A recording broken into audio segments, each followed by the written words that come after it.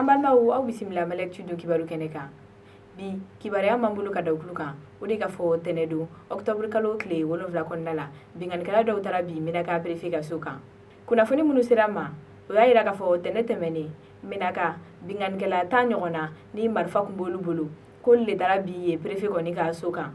A yirala ka fɔ so in kɔnɔ ka fara Menaka préfet yɛrɛ kan ko Inekar ani Andira Bukan olu fana préfet kun bɛ yen nɔ. Bingani kɛra sababu ye ni marifa kɔni cira Andira Bukan préfet la. Nga a yirala ka fɔ ni mɔgɔ kofɔlen kɔni taara ka taa dɔgɔtɔrɔso la teliya la. An bɛ yɔrɔ min na ko bi dɔgɔtɔrɔw y'a yira k'a fɔ ko ni mɔgɔ kofɔlen kɔni ni kisira, wa fana fintigiw bilala nin yɔrɔ in na walasa ka se k'a lakana kɔni sabati. Kunnafoni hukumu kɔnɔna la halisa an bɛ taa Gawo dugu kɔnɔna la.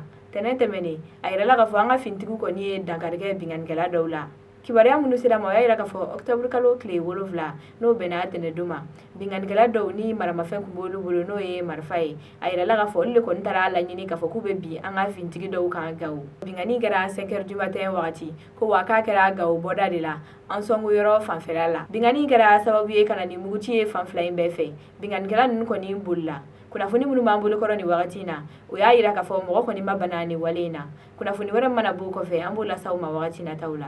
An bɛ bi kibaruyaw kuncɛ ni Bulkesi ale ni Modoro kunnafoniw ye. I n'a fɔ an y'a fɔ aw ɲɛna wagati tɛmɛnen kunnafoni na cogo min na, binganikɛla dɔw taara bi an ka fintigiw ka dagayɔrɔ dɔw kan Bulkesi ale ni Modoro. Ni bingani kɛra sababu ye ni fintigi caman kɔni nin tora a la. Ni kibaruya tɛmɛnen kun y'a yira k'a fɔ ko fintigi 25 de kun nin tora nin wale in na, ko wa ko caman fana tunna. An bɛ yɔrɔ min na ko bi kibaruyaw y'a yira k'a fɔ ko fintigi 40 de kɔni nin tora a la. O senfɛ an ka ministre de la défense n'ale ye lakana ministre ye kɛlɛ fanfɛla fɛ ale kɔni tagari sen jɔ nin yɔrɔ kofɔlen in na. A ka tagama in senfɛ a taara Bulkesi ni Modoro dugu yɛrɛ kɔnɔna la ka taga jateminɛ kɛ tiɲɛni minnu kɛra jamana kun nin yɔrɔ ninnu na ni ka togo lajɛ. A ka tagama hukumu kɔnɔna la halisa a taara Somine Dolo ale ni Sevare dɔgɔtɔrɔso la ka taa bɔ mɔgɔw ye mɔgɔ minnu banana bingani kɔni sababu la. A yirala k'a fɔ an ka fintigi 17 de kɔni bɛ nin dɔgɔtɔrɔso ninnu na ko 11 b'olu la olu bananen don kosɛbɛ fɛn min ye 6 tɔ ninnu ye k'olu ka bana man jugu tɛ.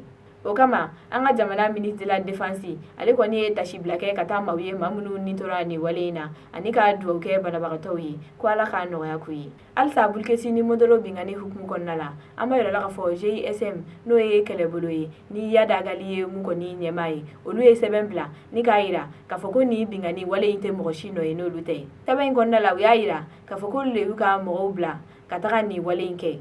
Ko wa wale in senfɛ sa u kɔni ye fintigi caman faga ko wa fɛn min ye marifa ye n'an b'a fɔ o ma ko Kalashnikov k'u tagara n'o 76 fana ye ko wa ko tiɲɛni wɛrɛw caman bɛ u ye minnu kɛ. An bɛ yɔrɔ min na ko bi an b'a yirala k'a fɔ sɛgɛsɛgɛliw bɛ sen na ka se k'a dɔn ni mɔgɔ kofɔlen ninnu de kɔni ye nin wale in kɛ. An balimaw ni kibaruya ninnu de kun b'an bolo ka lase aw ma. Aw ni ce aw ka tulomajɔ la aw k'an bɛn a ɲɔgɔnna wɛrɛ ma.